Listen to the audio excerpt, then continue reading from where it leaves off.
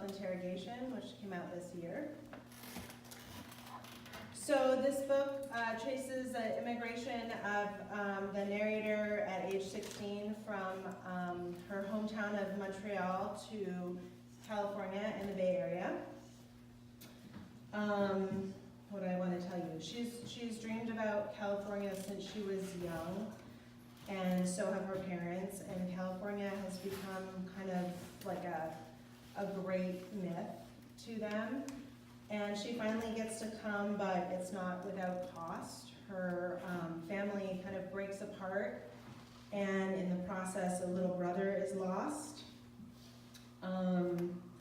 And the narrator is trying to negotiate assimilation and a dysfunctional family, and the story is told in a series of questions and call and response. And so I'm going to read you a few sections of those. You should know that Joseph is the kind of evil stepfather.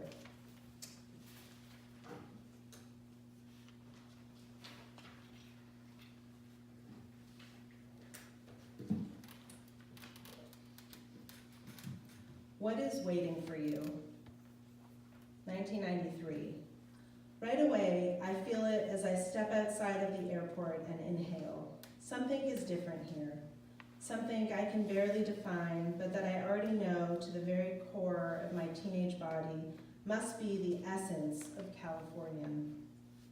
The landscape is generous compared to back east. The streets are wide. This dry valley we seem to have landed in is wide. The trees are not so hefty or sentinel as to crowd us in or block anything out. Palm fronds wave languidly from 2 stories up and make a little sound in the breeze.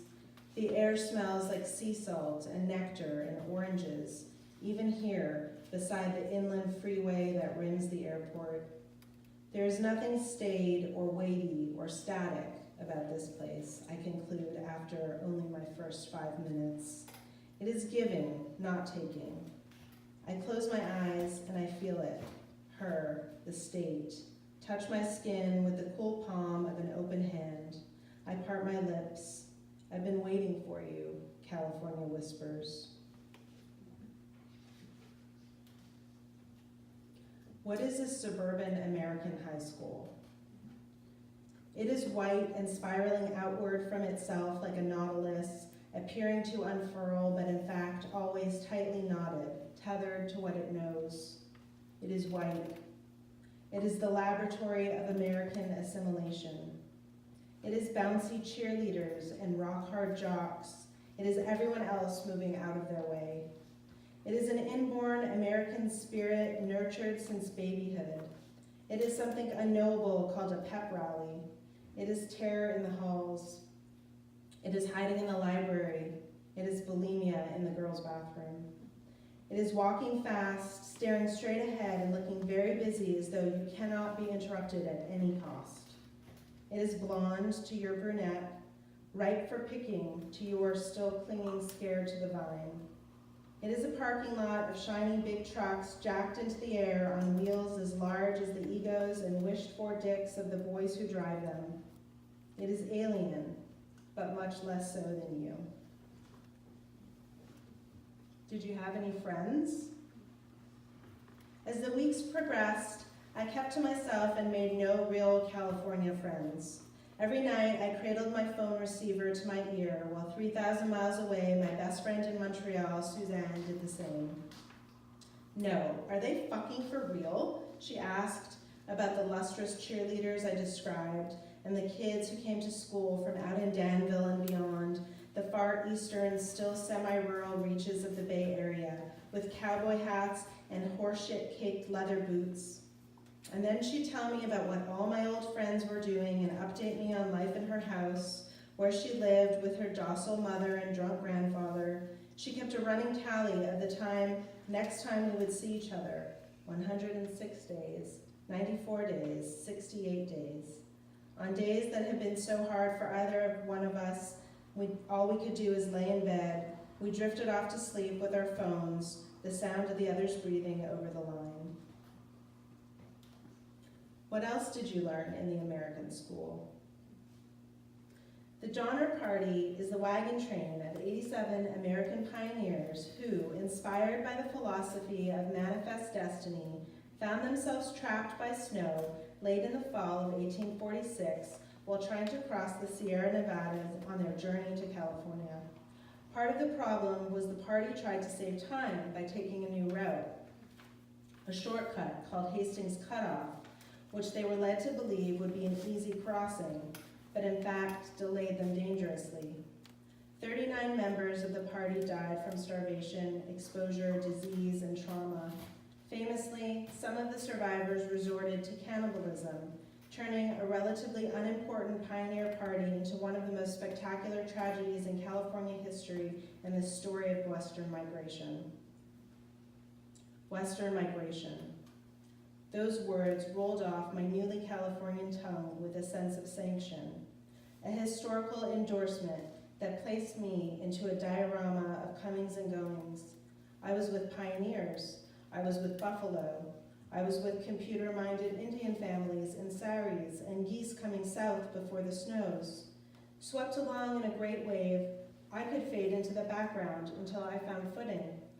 Despite the gruesome details, the Donner story comforted me. There were others before me, a caravan of them, who left their pasts and overcame their presents in a quest for the thing called home. Reinvention was possible.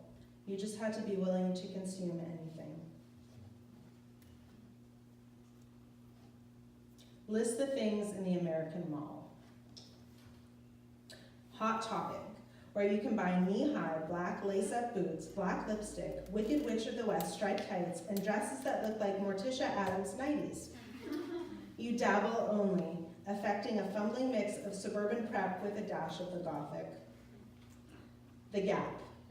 They did not have this store, along with so many other American touchstones in the Canada you came from. Inside, the rows of baggy jeans and brand-emblazoned hoodies make you swoon. You find a mustard-colored knee-length cable-knit sweater and are only slightly surprised to realize you suddenly believe that owning it would change your life.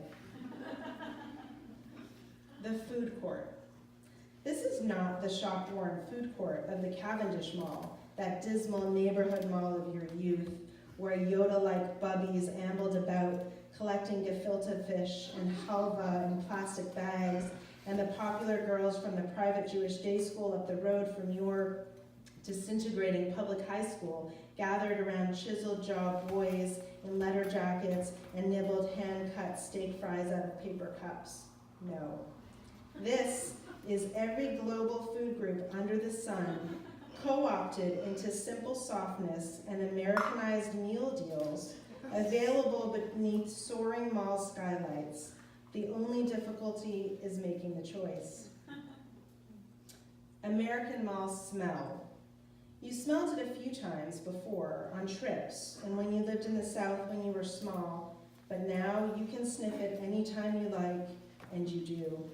You inhale that scent as deeply as you can, ode to possibility. Odor of freshly uncreated product, of unlimited new identities. You want to ask the woman at the Macy's perfume counter, but you don't. Do you have this, maybe in a cologne? The smell of American Mall? Victoria's Secret. Her secret, it turns out, is that she knows how to transform average American breasts into glitter-dusted pillows of silken-cupped femininity, and that this transformation is compulsory. You quickly obtain a selection of underthings in breathy colors studded with tiny faux crystals, so your body, when the time, surely soon, comes, can be pleasing to your viewing public. At the mall, frequently, my mother and I were disciples. The East Bay housewives and their teenage daughters were our unwitting deities. Do we need this? My mother would ask casually but a little loudly, holding aloft a breezy Donna Karan wrap dress on a Wednesday morning when I should have been sitting in statistics class.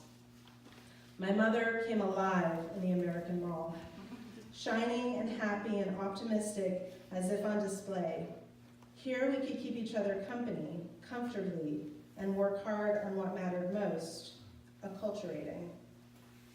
Yes, I would confirm, scouring the map counter for a new color I had seen Erin, a popular cheerleader in my homeroom, wearing.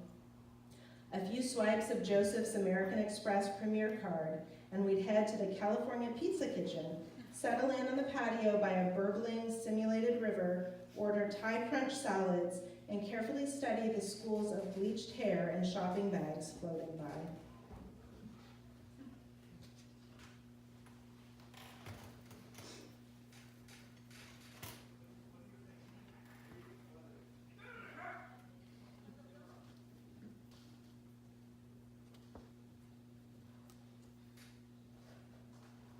Map for us your heart. Islands. Yerba buena means good herb. Oh, I thought I wouldn't have a pot reference. My husband joked, you have to put pot in there because two other people did, and I said there's no pot in my book, and I was wrong. There you go. Yerba buena means good herb. Alcatraz, known as the Rock. Treasure, man-made from the 1939 Golden Gate International Exhibition, which opened San Francisco to the world. The Farallones, 30 miles west of the Golden Gate Bridge. They look misty in the impossible gold of the sunset and sound like far along, which means if you reach them, you have gone far along enough to believe that you can get to the edge of the world. Catalina Island, an enclave of billion-dollar ice-cream-colored homes and quaintly crusting boardwalks, where one sunny afternoon, a few years from now, I and a man who furnishes me a startling canon of intimacy will have one of a series of fights that will force me to disassemble my life and then put it back together like a child's fairy castle. San Nicolas Island, of Island of the Blue Dolphins fame.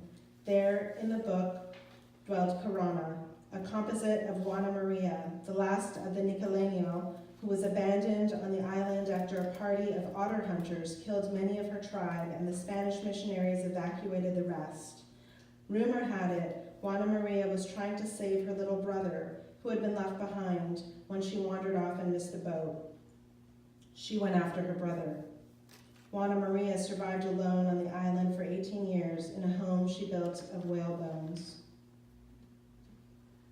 Often, I feel I am gazing upon California from the vantage point of an atoll, poking up off the coast, studying her in the way I see the boys in sagging pants and the university professors in pleated slacks, sometimes looking my body up and down. Do you understand? I feel her. While I'm trying not to drown, I can smell her long westward flank, artichoke must, garlic skins, her almond crevices and salty bays. They puddle at my feet. Who am I kidding? California is often compared to a lodestone or a magnet or the moon drawing tides, wrote Dora Polk. On occasion, California is fancifully described as an enchantress, Circe, or one of the sirens, or the Lorelei. Every utopian name imaginable has been applied at some time. Atlantis, Arcadia, Avalon, the Garden of Eden, El Dorado, the Elysian Fields, the Garden of the Golden Apples, the Happy Valley, the Isle of the Blessed, the land of milk and honey, the land of Prester John, Mecca, the New Jerusalem, the Pleasure Dome of Kubla Khan, the Promised Land, the Terrestrial Paradise, and Treasure Island. A chimera. Listen to an hour of radio, scroll through any list of movies, gather a pile of common dreams. California is everywhere. California is everyone's. It has never been only mine.